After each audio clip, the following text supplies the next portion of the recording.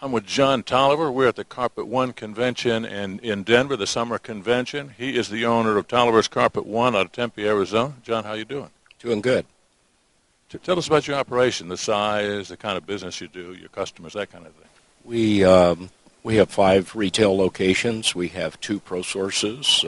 We focus on residential remodel. That's about 95% of our business. And business in the Phoenix metro area is extremely tough right now, as it has been for the last 7 to 8 years. From some of the housing reports that I hear, it seems like it's inching back, though. Are you seeing that? Well, if you call inching back when we were hitting a high of 72 to 74,000 homes being built a year to 6,000 homes being built a year, you could call that an inch, maybe.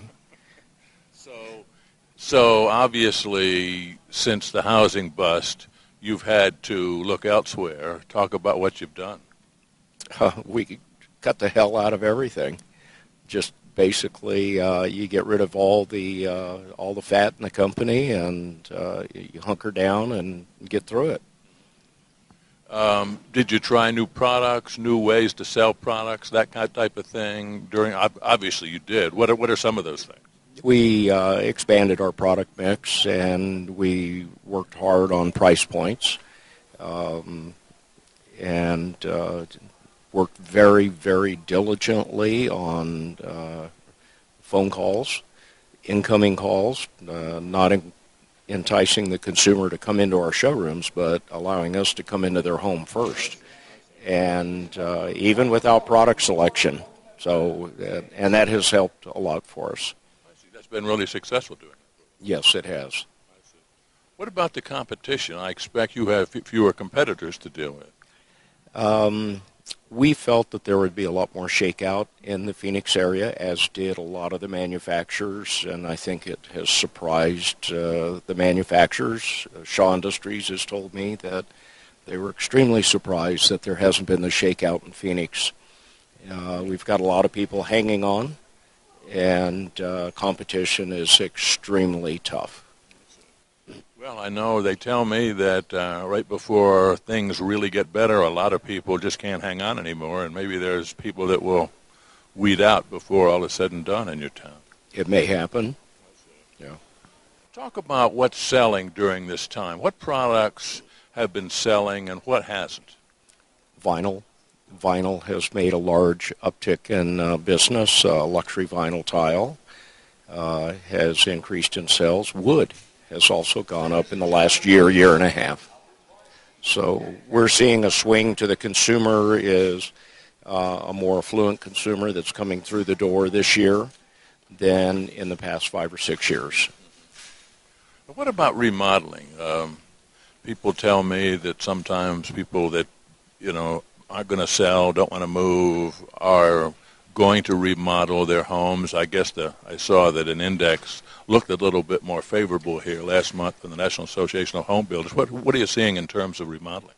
The remodeling side definitely has seen an uptick, and a lot of that is due to the foreclosures that have come back on the market, and they have been put together so shabbily, and the individuals that are buying those foreclosures are finding that they're having to do serious remodel jobs.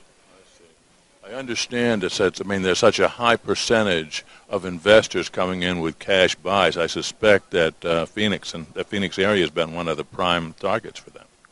Yes, it has. The investors are coming in and buying 20 to 40 units at a time weekly, and I think that at one time 73% of all the homes in the Phoenix metro area were upside down on mortgages.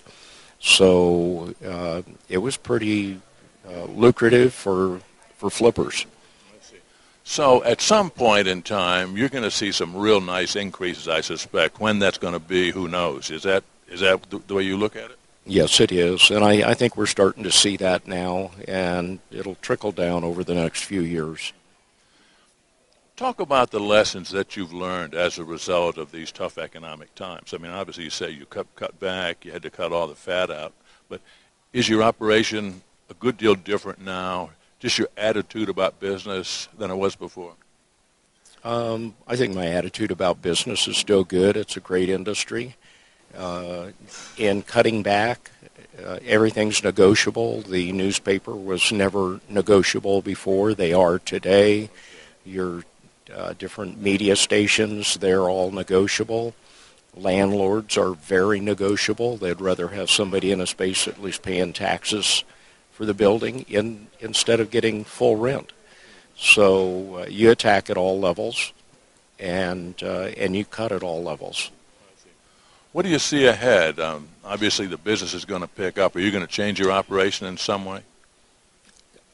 We will probably look at a little more expansion in the future, be it ProSource or Carpet One.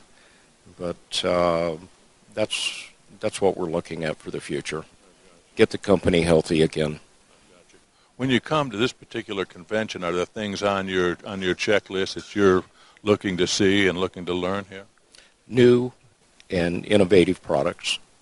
That's what we're looking for, and we're looking for good training. Talk about training. What do you do training-wise?